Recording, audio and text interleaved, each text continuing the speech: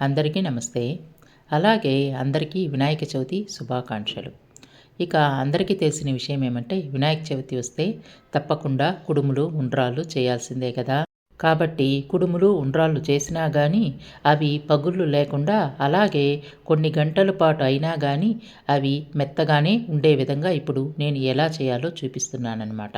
ఈ ప్రాసెస్ అయితే చాలా ఈజీ. ఫస్ట్ టైం చేసేవారు గూడా ఈ విధంగా చేసేయొచ్చు. ముందుగా అయితే నేను ఒక గిన్నె తీసుకున్నాను. అందులోకి ఒక కప్పుకి బియ్యపు పిండి తీసుకున్నాననమాట. మనం ఇంటిదైనా వాడుకోవచ్చు, షాపుదైనా వాడుకోవచ్చు. ఇప్పుడు అందులో రుచికి సరిపడా సాల్ట్ వేసుకొని ఒక స్పూన్ సాయంతో బాగా కలుపుకోవాలి. ఇలా కలుపుకున్నాక ఇప్పుడు ఇందులో ఏ కప్పుకైతే మనము బియ్యపు పిండి తీసుకున్నామో అదే కప్పుకి 1/4 కప్పు నీళ్లు పోసుకోవాలి. నేనైతే ఇప్పుడు ముందుగా ఒక కప్పు నీళ్లు పోసుకొని కలుపుకుంటున్నాను. తర్వాత పావు కప్పు పోసుకుంటున్నాననమాట.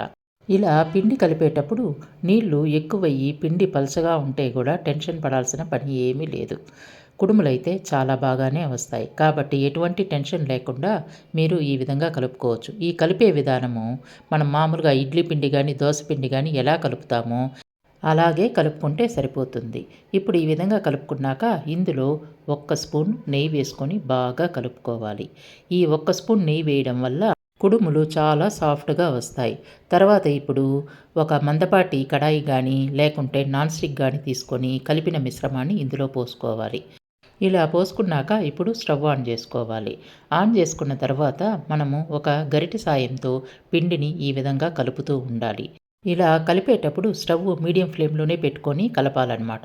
ఒక 3 నిమిషాలు కలిపితే ఈ పిండి ఈ విధంగా అవుతుంది. ఇలా అయ్యేటప్పుడు పూర్తిగా స్టవ్ సిమ్‌లో పెట్టుకొని మరో 2 నిమిషాల పాటు ఉంచుకోవాలి. ఉంచుకున్నాక చూడండి మనం చేతికి తీసుకుంటే పిండి చేతికి అవ్వకుండా ఉంటే మనకు కుడుముల పిండి రెడీ అయిపోయినట్లే. ఇప్పుడు స్టవ్ ఆఫ్ చేసేసి దానిపై మూత ఉంచి 10 నిమిషాల పాటు పక్కన పెట్టుకోవాలి. కుడుములకని పై పిండి రెడీ అయిపోయింది. ఇప్పుడు పూర్ణానికి రెడీ చేసుకుందాం.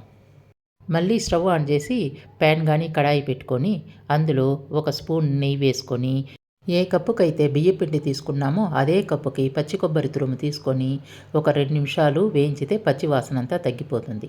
పచ్చి వాసనంతా తగ్గాక అదే కప్పుకి ఒక సగం కప్పు వరకు వేయించిన పల్లీల పొడి వేసుకొని ఒకసారి బాగా కలుపుకొని 3/4 కప్పు బెల్లం పొడి తీసుకొని అందులో వేసుకొని బాగా కలుపుకోవాలి. బెల్లమంతా పూర్తిగా కరిగి కాస్త ముద్దగా అయ్యేంత వరకు ఉంటే సరిపోతుందనమాట. ఇవంతా మీకు కష్టం అనిపిస్తే మిక్సీ జార్లోనే పచ్చి కొబ్బరి ఒకసారి తురుముకొని దాంతో పాటు పల్లీల పొడి అలాగే బెల్లం పొడి వేసి ఒకసారి గ్రైండ్ చేసుకుంటే పొడి పొడిగా కూడా అలాగే ఉంచి పూర్ణానికి వాడుకోవచ్చు అనమాట. బెల్లమంతా పూర్తిగా కరిగాక ఇలా కాస్త మెత్తగా ఉండేటప్పుడే స్టవ్ ఆఫ్ చేసి పూర్తిగా చల్లారనివ్వాలి. తరువాత ఒక చిన్న అరిటాకు తీసుకుని స్టవ్ వెలిగించుకొని అరిటాకుకి 2 వైపులా లైట్గా సెగ చూపించాలి. ఇలా చూపించడం వల్ల మనం కుడుములు ఒత్తేటప్పుడు అరిటాకు చెరగకుండా ఉంటుంది. ఇక ఇప్పుడు కుడుములు చేసుకోవాలి. కాబట్టి ఇంతకుముందు మనము బియ్యపు పిండి కలుపుకున్నాం కదా!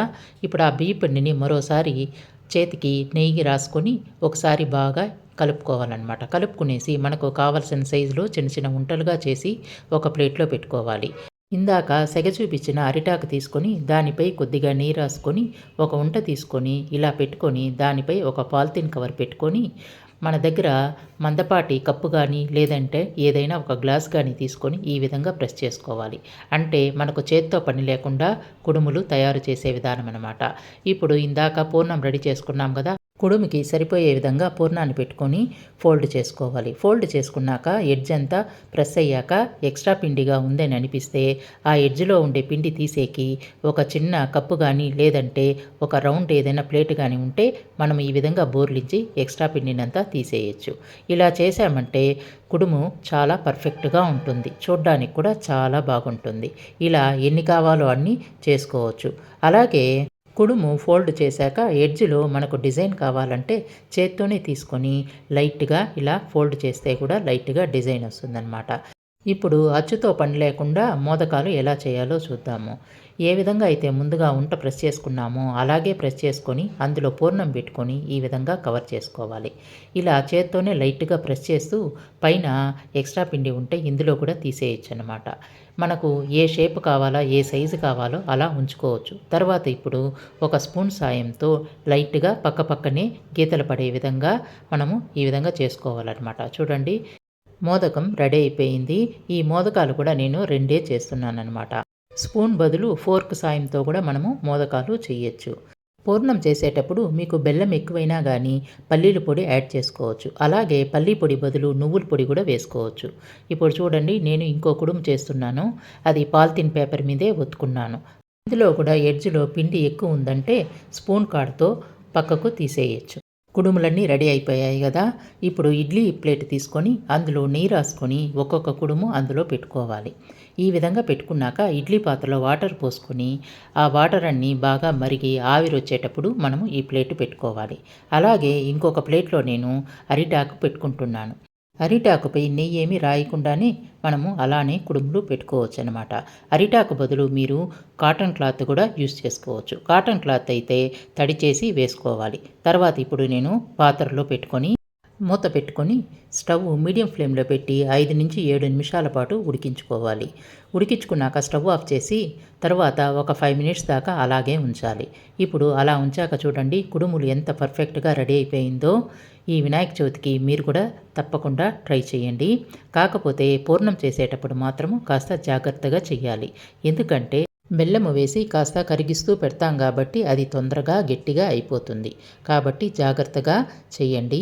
పూర్ణం కుడుములు అలాగే పూర్ణం మోదకాలు రెడీ అయిపోయినాయి కదండీ! ఈ వీడియో మీకు నచ్చిందని అనుకుంటున్నాను. ఈ వీడియో గనుక నచ్చితే ఒక లైక్ ఇచ్చి అలాగే సబ్స్క్రైబ్ చేయండి.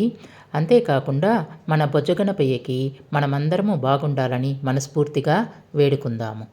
మరోసారి అందరికీ వినాయక చవితి శుభాకాంక్షలు.